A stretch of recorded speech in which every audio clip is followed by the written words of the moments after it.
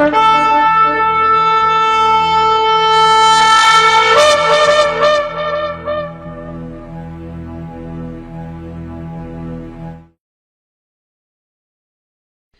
atah Yahweh Eloheinu melech haolam, asher bahar banu mikolamim, benatan lanu et torato, Baruch atah Yahweh noten atorah, beshen Yeshua HaMashiach. Bendito seas Yahweh nuestro Elohim, Rey del universo, que nos apartas de entre todos los pueblos de la tierra para darnos instrucción. Bendito seas Yahweh, dador de la instrucción, en el nombre de Yeshua el Mesías. Amén. Que así sea. Acompáñenme al capítulo 34 de Génesis, Bereshit, en nuestro estudio sistemático.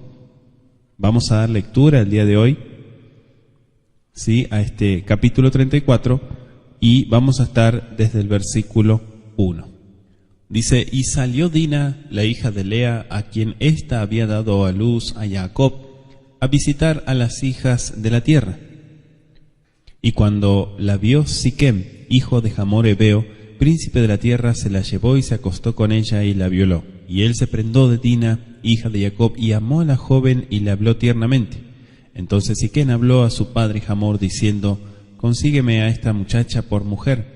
Y Jacob oyó que Siquem había deshonrado a su hija Dina, pero sus hijos estaban con el ganado en el campo, y Jacob guardó silencio hasta que ellos llegaran.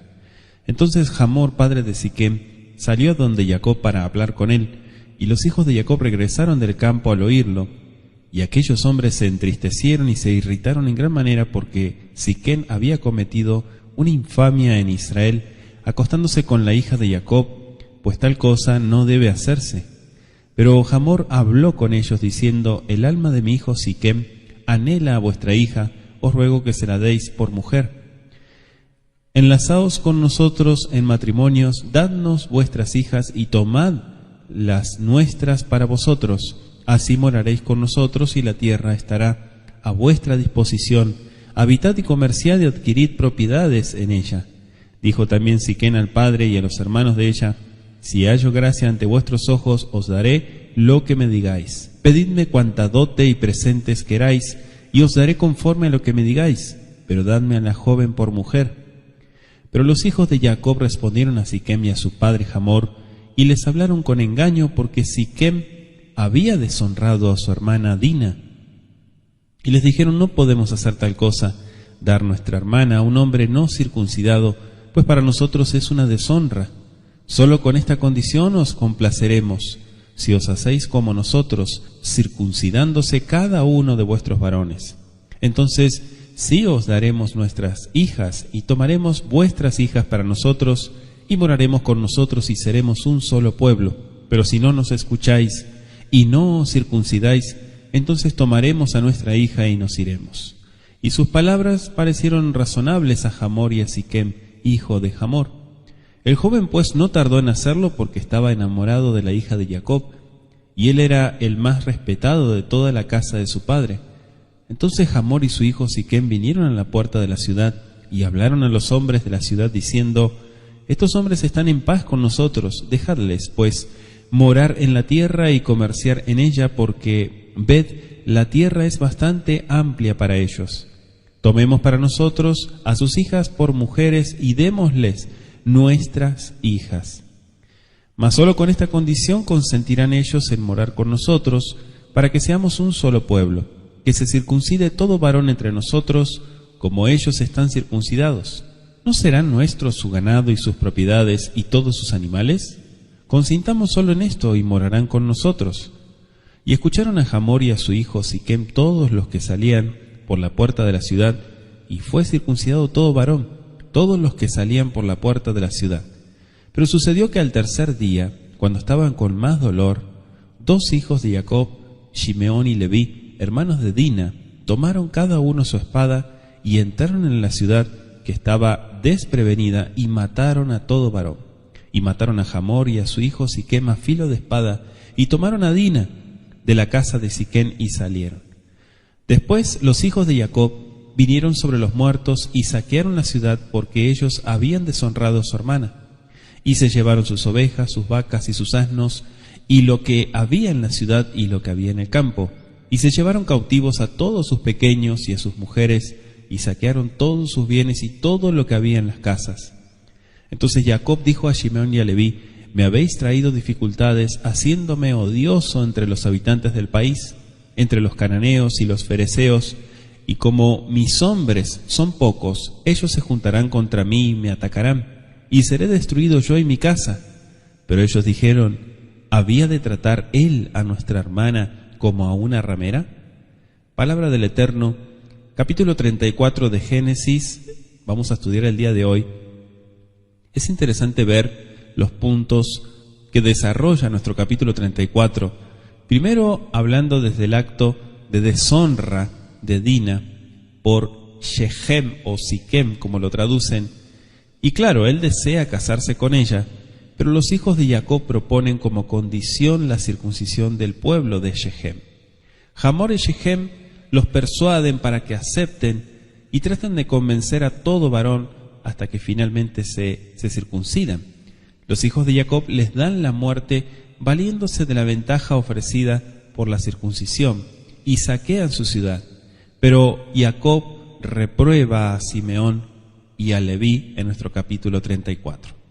Batetze Dina bat Lea, salió Dina, la hija de Lea, Asher yaledale Jacob lirot libnot haaretz. Salió para recorrer la tierra, nos explica nuestro versículo 1, la hija de Jacob, llamada Dina. Dice: a quien ésta había dado a luz a Jacob a visitar a las hijas de la tierra. En nuestro texto podemos ver claramente que Dina, hasta entonces la única hija de Jacob, no podría haber tenido más de 5 o 6 años cuando la familia salió de Harán, puesto que no nació hasta después del 6º hijo de Lea, en Génesis 30:21. Probablemente, nos relata nuestro versículo, había alcanzado la edad de 14 o 15 años de edad cuando sucedió este acontecimiento descrito en Génesis 34. Por lo tanto, es indudable que habían pasado 8 o más años desde el regreso de Jacob de Canaán en el capítulo 33:17 de Génesis. Si los acontecimientos narrados, tanto en los capítulos 34 al 37, se presentan en orden cronológico, como es lo que parece, Dina no pudo haber tenido mucho más de 15 años en ese tiempo, porque Yosef, que tenía más o menos la misma edad de Dina, anótese Génesis 30, versículo 21 al 24, contaba solo 17 cuando fue vendido como esclavo por sus hermanos en Génesis 37, verso 2. El hecho de que saliera sin compañía parecería indicar que todavía era considerada en su hogar como una niña. Entonces estamos hablando de una adolescente. El historiador judío Flavio Josefo menciona una antigua tradición según la cual los siquemitas se estaban divirtiendo con festejos y Dina quiso unirse con las niñas de Siquem en sus diversiones. Esto lo explica en Antigüedades de los Judíos, y el lenguaje implica que se trataba de una visita amistosa, y también posiblemente que Dina tenía la costumbre de asociarse con las niñas de Siquem. Por eso dice que fue a ver las hijas del país. Siempre hay un peligro en una asociación innecesaria con gente desconocida. Dina estaba curiosa por conocer los hábitos y las costumbres de los vecinos que los rodeaban. Esto la indujo a una despreocupada intimidad con ellas que terminó en su desgracia. Su peligro provino de procurar estar libre del control y la supervisión de los padres y de no hacer caso de la admonición de permanecer separada de los pueblos idólatras, como sus padres le habían enseñado, y claro, de todos sus malos hábitos. Dice 1 Corintios 15:33, las malas compañías corrompen las buenas costumbres. Los habitantes de Canaán eran, para los de la familia de Jacob, lo que es el paganismo puro en nuestra sociedad. Lo que se llama conocer el mundo, en muchos casos, puede significar estar jugando con la muerte. La familiaridad con el pecado adormece los sentidos y aumenta el peligro de tentaciones. Nuestro versículo 2 dice: Vayarota Shechem ben Hamor ajibi nesi haaretz vaikajota vaishkajota vayanea. Cuando la vio Shechem, ben Hamor Hibi, o sea, el hijo de Hamor el Ebeo, era príncipe de la tierra. Dice que se la llevó, se acostó con ella y la violó. Así está tal cual en nuestro texto del versículo 2. Shechem ben Hamor Hibi, Siquén hijo de Hamor el Ebeo. Los hebeos, para aquellos que no saben, pueden ir a Génesis 10, verso 17, eran una tribu cananea. Por lo que sabemos de la moral de los cananeos, la conducta de Siquem no fue de ninguna manera excepcional, y Dina lamentablemente pagó plenamente el castigo por su necia independencia al asociarse con la juventud pagana. Batitvak nafsho betina bat Yaakov, vayehav et anaga, veidaber al levanaga. Es interesante ver las expresiones idiomáticas de nuestro versículo 3, cuando dice habló al corazón de ella. Es decir, trató de consolarla por lo que había sucedido y de ganar su afecto. Parece que aunque Dina había ido intencionalmente sola a la ciudad, no consintió en todo lo que allí estaba sucediendo. Estaba en la casa de Siquem, donde fue encontrada cuando Simeón y Leví saquearon la ciudad unos pocos días después, en nuestro versículo 26. Dice nuestro verso 5, Jacob Shama, y Jacob oyó, Kitime Dina Vito, Uvanabayu, et Mikneu Basade, Bejegish Jacob ad Boam. Él los esperó hasta que regresaran, pero podemos ver claramente que Jacob se enteró, oyó Jacob. La información de lo que le sucedió a Dina debe haber llegado indirectamente a su padre, puesto que ella quedó en casa de Siquem, nos dice el texto. Pero fíjense que nuestro mismo verso 5 dice que Jacob calló, se quedó callado. El silencio de Jacob probablemente puede haberse debido a la combinación de dolor, precaución, pero también perplejidad por esta situación. Había aprendido a ser prudente antes de proceder por impulsos. La seriedad de la dificultad ciertamente afectaba los intereses de toda su casa y demandaba consejo y decisión unidos. Rehusar la propuesta de matrimonio sería caer en la mala voluntad de los siquemitas. Aceptarla sería una abierta violación del principio de no asociarse con los paganos, como está claramente en Génesis 24:3 y 6 y Génesis 26:35. Sin embargo, Dina estaba con Siquem. ¿Cómo podría conseguirse que volviera? Es la pregunta. Si Jacob hubiera previsto el trágico proceder de alguno de sus hijos, cuando supieran del asunto, probablemente habría tomado las cosas en sus manos y actuado inmediatamente. Pero estando las cosas como estaban, al enseñorearse de su espíritu, procedió mejor que sus hijos cuando tomaron la ciudad. Mire lo que dice Proverbios 16, versículo 32. Mejor es el lento para la ira que el poderoso, y el que domina su espíritu que el que toma una ciudad. Y justamente tiene que ver con esto que sucedió en la toma de esta ciudad de Shechem o Siquem. Versículo 7 está escrito, Uvnei Jacob va'u min hasadeh, y los hijos de Jacob vinieron del campo, que shameam baitzatzevu, ha'anashim baihar laen meot, ki nevala asa beIsrael lishkav, et bat Jacob behen lo yese. Y los hijos de Jacob regresaron del campo al oírlo, y aquellos hombres se entristecieron y se irritaron en gran manera, porque Shechem había cometido una infamia en Israel, acostándose con la hija de Jacob, pues tal cosa, lo yese, no debe de hacerse, está escrito en la Torá. La primera expresión no es que se entristecieron, literalmente dice en el hebreo se enfurecieron, y la segunda expresión en hebreo es se enojaron mucho. O sea, literalmente dice el texto, les ardió grandemente. ¿Qué les ardió? Su ira. Su ira apasionada estuvo más allá de todo control. ¿Cómo deben haberse sentido los hombres?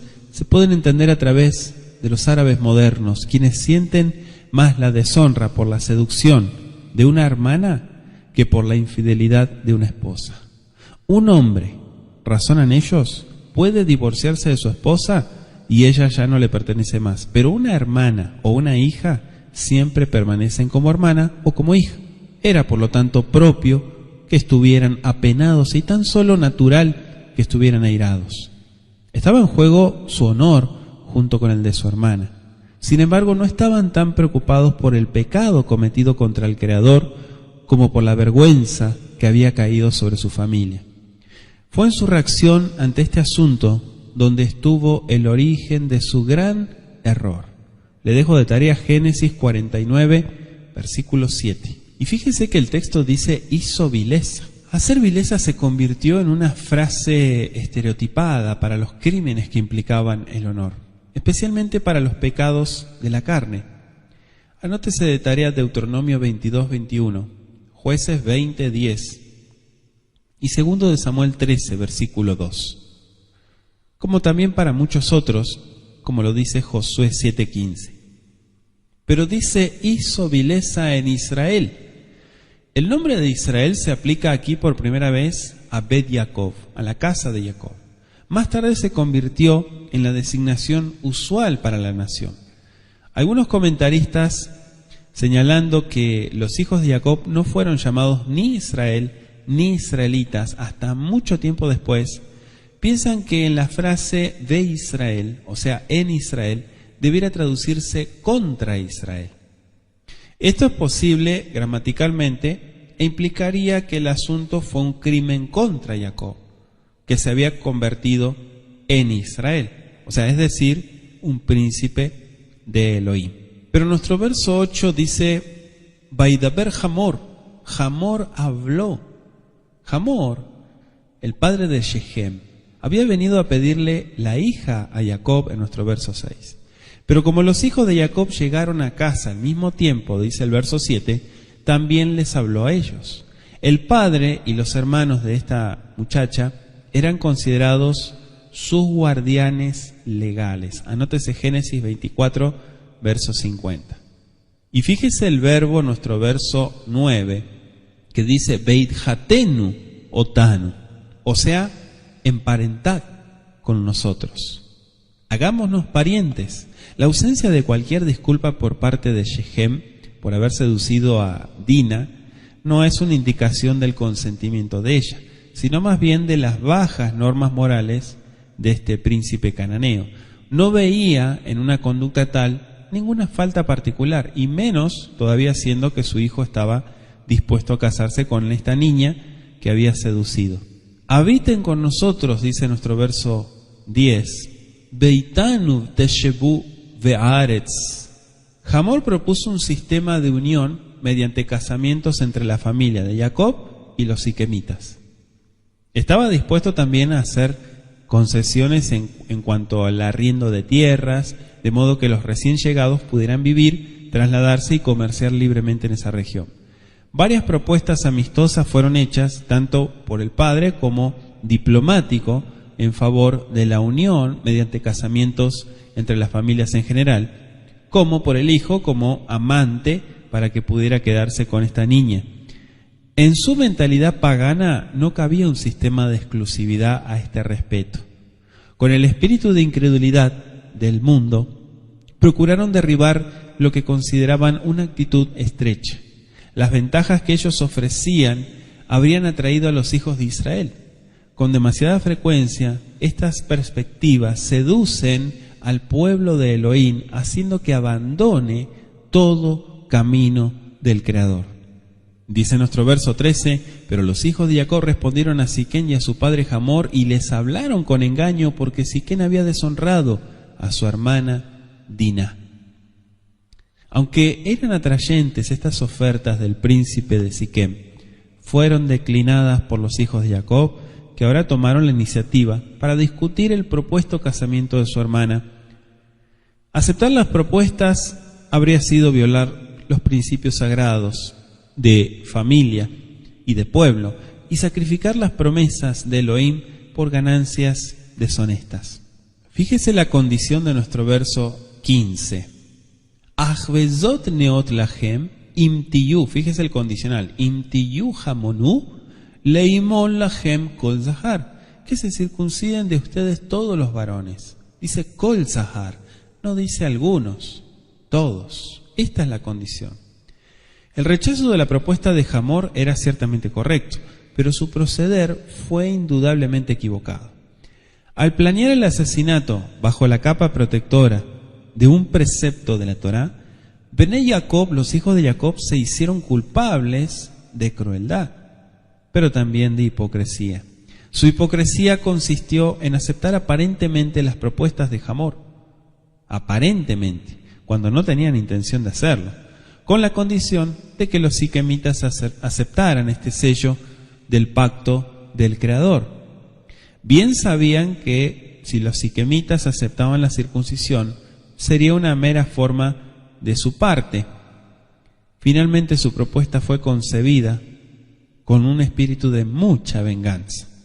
En años posteriores, y le estoy hablando de muchísimos años posteriores, el judaísmo, la religión del judaísmo, tomó el rito de la circuncisión para aquel que no es judío como un punto de aceptación de la fe judía y la conversión a la religión judía. ¿Sí? Pero eso es algo totalmente levantado por el judaísmo. En realidad, la circuncisión no es propia de la religión judía. Esa es propia del Elohim de Israel. Si la aceptación de la señal del pacto por los siquemitas hubiera significado la conversión al Elohim verdadero, entonces todas las objeciones para los casamientos habrían desaparecido. ¿No lo cree usted? Versículo 20. Vayabó Hamor ushchem, veno, el Sha'ar Iram, vaidabru el Anshe Iram lemor. Hablaron, explica nuestro versículo, a todos los varones Iram, de su ciudad. La condición propuesta por los hijos de Jacob pareció razonable a los dos enviados, y estos estuvieron dispuestos a someterse inmediatamente a ella. Sin embargo, primero fueron a la puerta de Shechem, el lugar de la asamblea pública, ¿se acuerda?, para colocar el asunto delante de los varones de la ciudad. Su gráfica descripción de las riquezas de Jacob y su familia y las ventajas que podrían anticipar uniéndose con ellos, despertaron fácilmente la aceptación del plan. Por regla general, la gente común sigue las directivas de un jefe popular de voluntad dominante. Ese fue el caso cuando Jeroboam estableció el culto de los becerros de oro en Dan y Bet-El. En realidad, a través de la historia de Israel, el pueblo tendió a seguir la dirección del rey. Por el mismo motivo, cuando Crispo, el principal de la sinagoga, creyó, muchos corintios, explica Hechos 18:8, también se convirtieron a la fe. Verso 34-22. Mas solo con esta condición consentirán ellos en morar con nosotros, para que seamos un solo pueblo, que se circuncide todo varón entre nosotros, como ellos están circuncidados.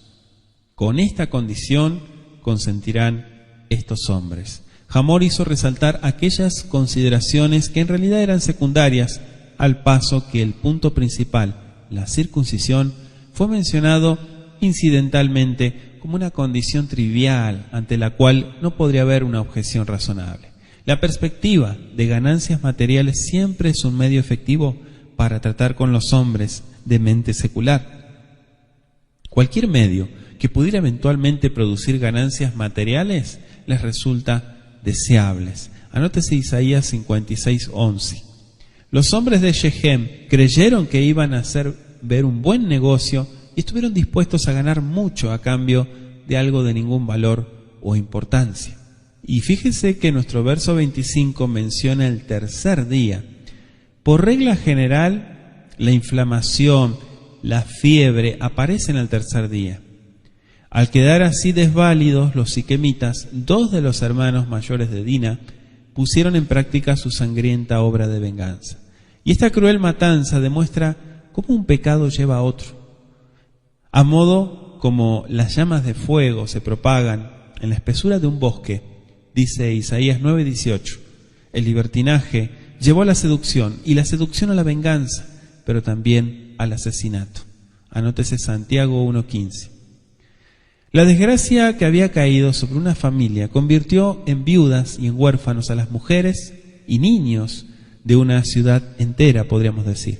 Indirectamente, este relato resulta un testimonio de lo fidedigno que es Moisés como historiador también. Aun siendo él mismo levita, no disculpa bien el carácter de su antepasado. Tomaron a Dina, dice nuestro verso 26, y se fueron. Quizá Dina había sido detenida por Siquem contra la voluntad de ella. Por otro lado, sus propuestas amorosas pueden haberla inducido a quedar voluntariamente con él. Librar a Dina de su secuestrador era ciertamente honorable, pero el medio por el cual se consiguió fue realmente malo en extremo. Como sus antepasados, por ambas ramas de la familia, los hijos de Jacob manifestaron una extraña mezcla de celo, pero también pasión carnal, de fe excelsa y rastrera astucia también. Una mezcla de sentimientos, una lucha que resultó en empeorar las cosas. Fíjese en la expresión de Jacob en nuestro versículo 30 del capítulo 34.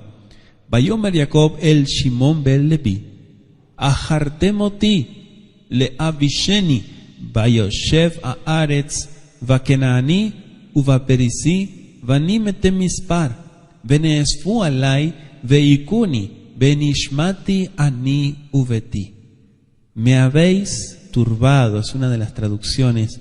Jacob reprochó duramente el hecho impulsivo, haciendo resaltar las consecuencias del crimen para él mismo y para su familia. Y es cierto, todo lo que uno hace regresa.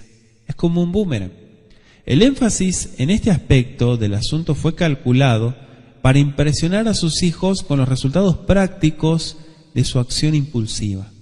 Sus últimas palabras en nuestro texto hebreo acerca de Shimon Leví son una evidencia de cuán profundamente aborrece su proceder. Y le dejo de tarea también Génesis 49, versículos 5 al 7. Su temor de represalias no era infundado. Y tan solo la misericordia del Creador impidió este mal que podría haber caído sobre él y sobre su casa. En cuanto a Simeón y Leví, ellos, como Rubén, perdieron la primogenitura que de otra manera podrían haber disfrutado. Otra vez el carácter torcido se interpuso entre los hombres y las posibilidades que de otra manera podrían haber sido suyas. Dice nuestro verso 31, ¿había él de tratar a nuestra hermana? Fíjese en la respuesta de los hijos. En realidad los hijos de Jacob no veían las cosas como la veía su padre. Para ellos su represalia estaba plenamente justificada. No solo se vindicaron a sí mismos, sino que a la vez dejaron entrever que su padre se preocupaba menos por su hija que ellos por su hermana. Y aparece la expresión zaná, que se traduce como ramera. La palabra zaná significa prostituta por la paga. Aquí se usa por primera vez en la Biblia, pero este pasaje, este pasuk, muestra que la prostitución ya existía en ese territorio y que era considerada como una profesión muy deshonrosa. Este relato forma un capítulo oscuro en la historia de todos los patriarcas y enseña que una ira justificada no es excusa para un proceder precipitado. La paciencia bajo la injusticia merece la aprobación del Creador. La venganza y la retribución solamente, dice Romanos 12:19, pertenecen al Creador. Solo Él tiene la sabiduría para medirla con justicia y para sazonarla con misericordia. En ciertas circunstancias, la ira puede estar plenamente justificada, pero tiene que digerirse más bien contra el pecado que contra el pecador. Se ha declarado que la única ira sin pecado es la ira contra el pecado. Efesios 4:26. La ira contra nuestro prójimo descalifica a la persona airada, ya que no puede ejercer un juicio imparcial. Leemos en Mateo capítulo 7, versículos 1 y 2, que dice: no juzguéis para que no seáis juzgados, porque con el juicio con que juzguéis seréis juzgados, y con la medida con que midáis se os medirá. Damos gracias a nuestro Creador por la oportunidad que nos da de reflexionar juntos en este capítulo 34 de Génesis y seguir avanzando en nuestro estudio sistemático. Ribono Shel Olam, amo del universo, te agradezco por el estudio y por la oportunidad que nos das de seguir aprendiendo, de seguir estudiando. Te pedimos dirección, sabiduría, comprensión de cada palabra, en el nombre de Yeshua, el Mesías. Muchas gracias, Padre bendito. Amén y amén.